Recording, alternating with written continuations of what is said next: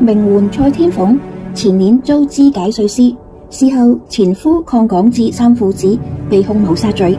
事件揭發咗鄺港智另因2015年涉及一宗嘅盜竊罪棄保潛逃被通緝多年。前家姑李瑞香涉嫌隱瞞其行蹤，否認一項妨礙司法公正罪受審。控方盤問李瑞香2。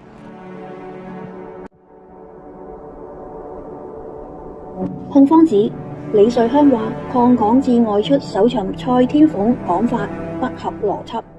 張燕花早前就供稱，前年2月22日報案途中近午夜，鄺港智來電得述報警嘅時候，隨即就責罵：仆街啦！報警都唔通知我，點解要報警啊？根據閉路電視片段，其後鄺港智打算離開加多利山住所。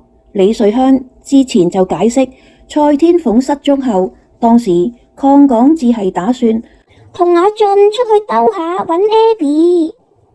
控方今日就指李瑞香嘅講法唔合邏輯，李瑞香就唔同意。李瑞香否認擔心警方上門調查，故催促鄺港智盡快離開。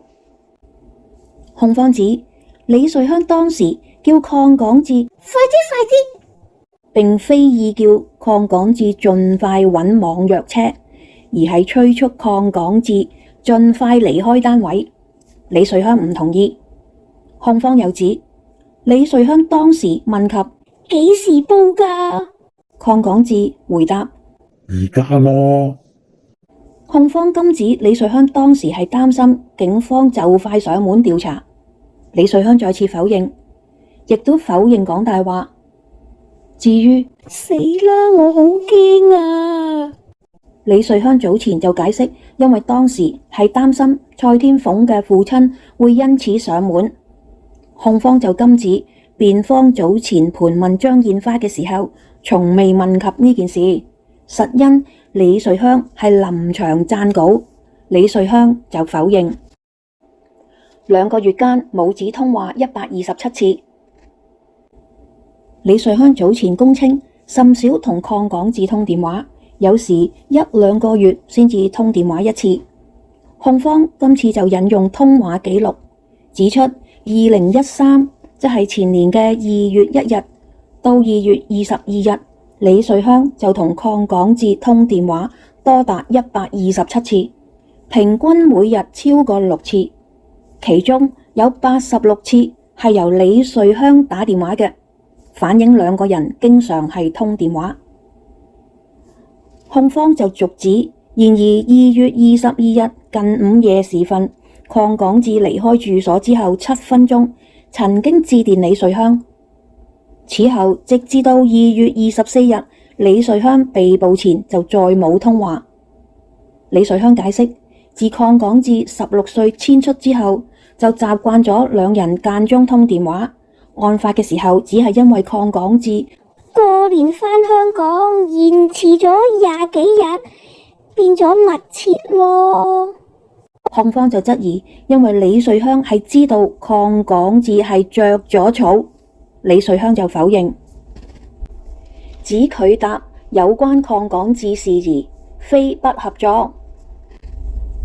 西九龍失蹤人口調查組警長伍俊浩喺前年，即係2023年2月22日3次致電李瑞香，供稱索取鄺港智嘅聯絡電話嘅時候，李瑞香就指鄺港智用好多唔同電話打俾佢，拒絕提供。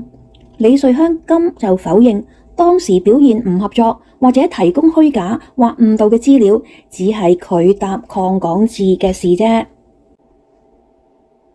否認提供虛假或誤導資料。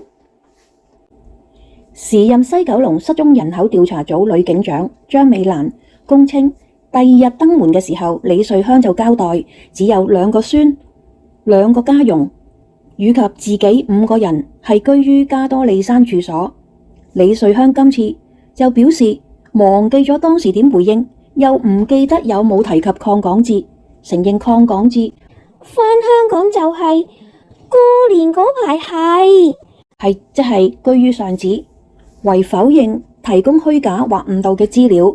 李瑞香指出，當時女警長提問好多同蔡天鳳失蹤案嘅問題，話好多餘，冇關係，唔係關於 Abby 嘅嘢，所以我乜都話唔知唔答咯。案件押後至7月18日結案陳詞。